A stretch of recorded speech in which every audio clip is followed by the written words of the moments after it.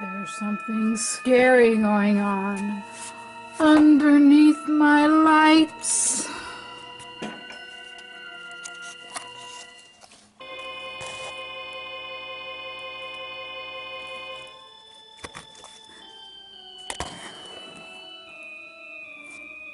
Roots coming out from the bottom.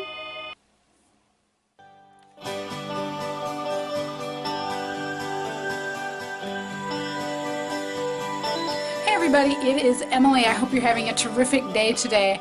It is April 9th, is it 9th? Yes, Monday, April 9th, 2018. It's probably about 50 degrees outside right now. We woke up to 37, going to go up to a high of close to 70.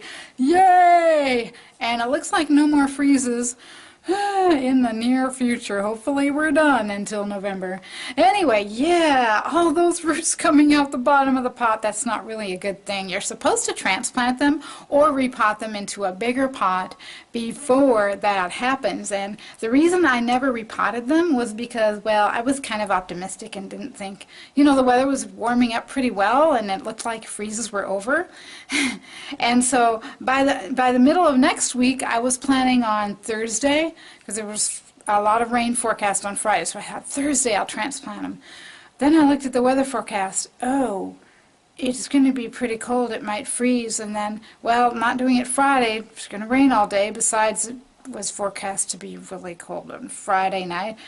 And then it was supposed to freeze on Saturday and Sunday night. No, so I kept putting it off, and they had already, by the middle of next week, they had already had roots coming out. Oops. Do you hear that?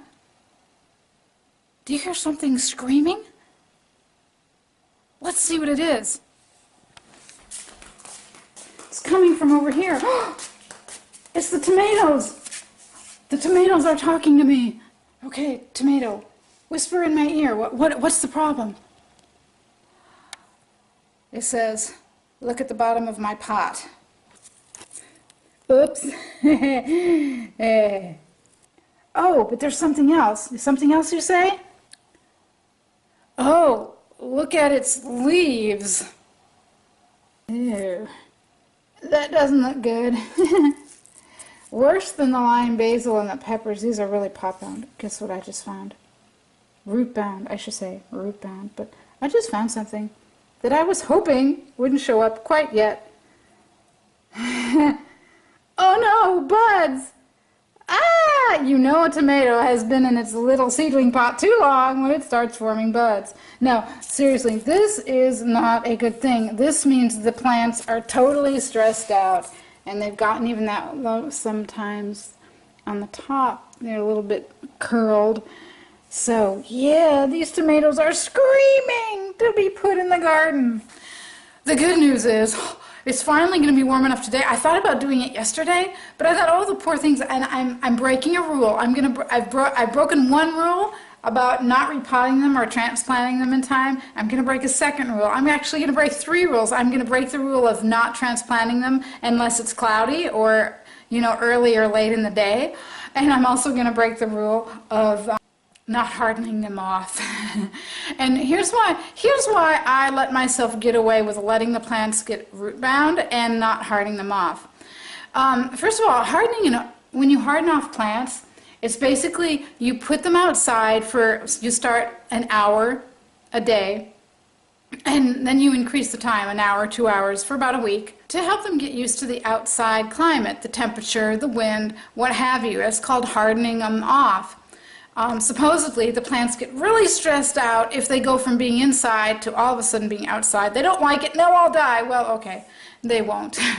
The plants may be a little more stressed out. I've been gardening for 8 years, and let me tell you, okay, if you don't harden off the plants, if they're frost tender, as long as you put them out when danger of frost is past, or you're going to cover them up, yeah, they might be a little unhappy with it being suddenly cooler than they thought, but they're not going to die. The other thing about them being root bound is now that I've had a little bit of experience with the Kratky method and hydroponics, I know that as long as I keep the water in the bottom of the saucepan so the roots have something, you know, so the roots don't dry out, they'll be okay for a little bit. So it's been about a week, that's okay, but yeah, the tomatoes are really talking to me though. It's time to transplant them out, as well as the peppers and basil.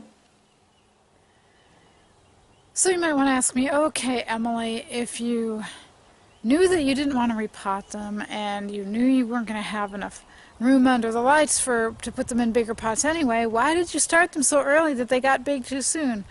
Oh, hell, I think I'm still stuck in Zone 8.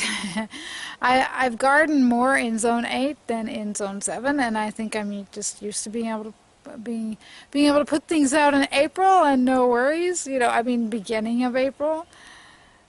But I do know the rules for when to start things from seed. And it's not what they say, especially if you don't want to repot. See, here's the deal.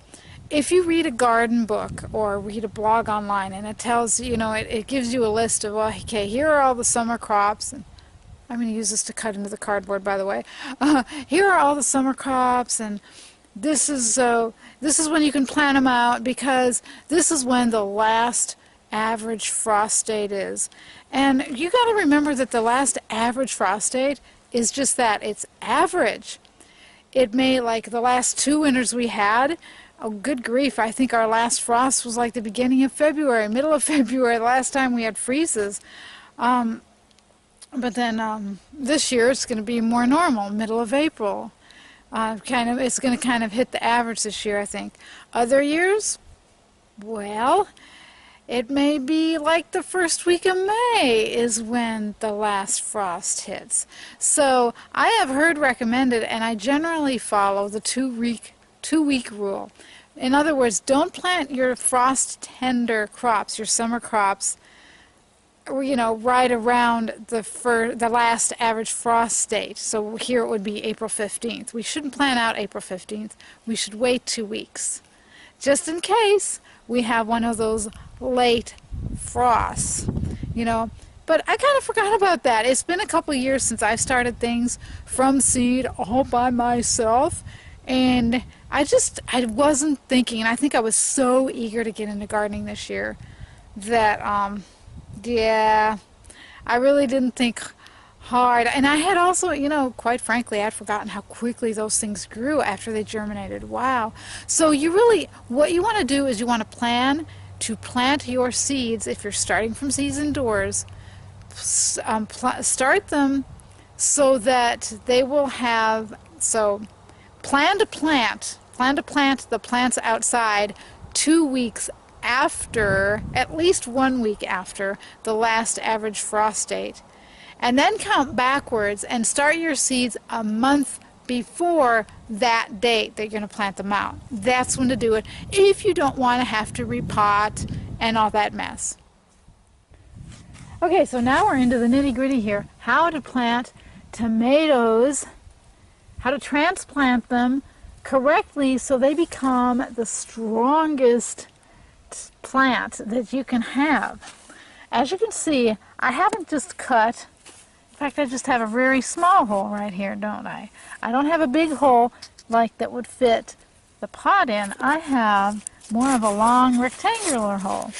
And the reason is that the best way to transplant tomatoes is to lay them down. You get them pretty tall and you lay them down and you bury them, all except for the very top leaves. Why? Because wherever there's a leaf under, and you can see the nodules here, these are going to turn into roots. You can see the roots coming out of the base. That's another way you know this tomato has been in here too long. But all these nodules will turn into roots. These leaves will turn into roots.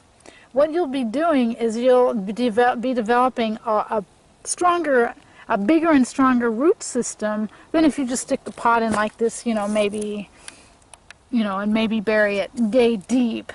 That would be okay, but that wouldn't be the greatest. So, let me show you what I mean.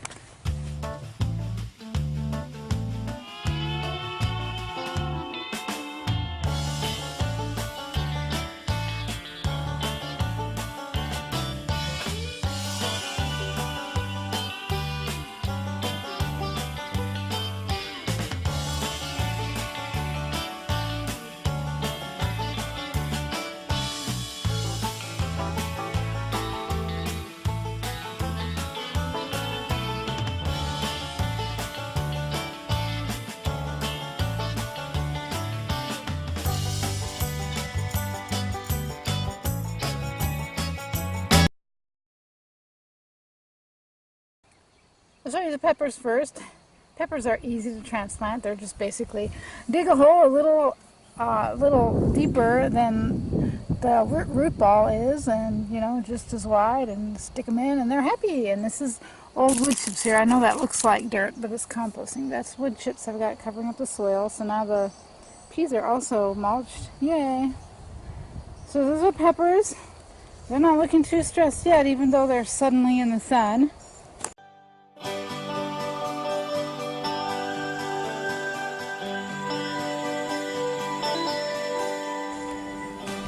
And over here, I want to show you something with the basil before I forget.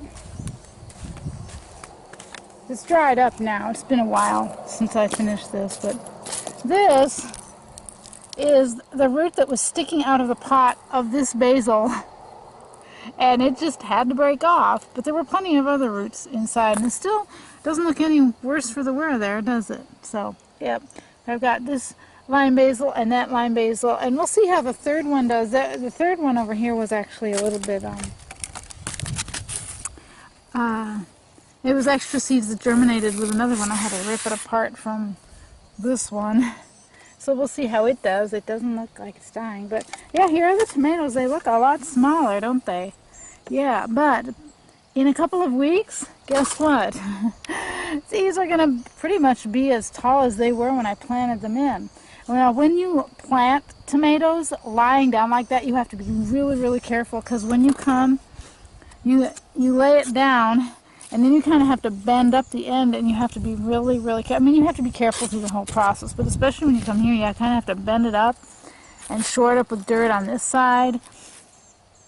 And it'd be really easy to break if you're not being careful. So do be careful if you decide to transplant your tomatoes lying down that way. There's kind of the broad picture. This bed looks pretty empty right now, but just wait a month until everything starts to get big. Yep.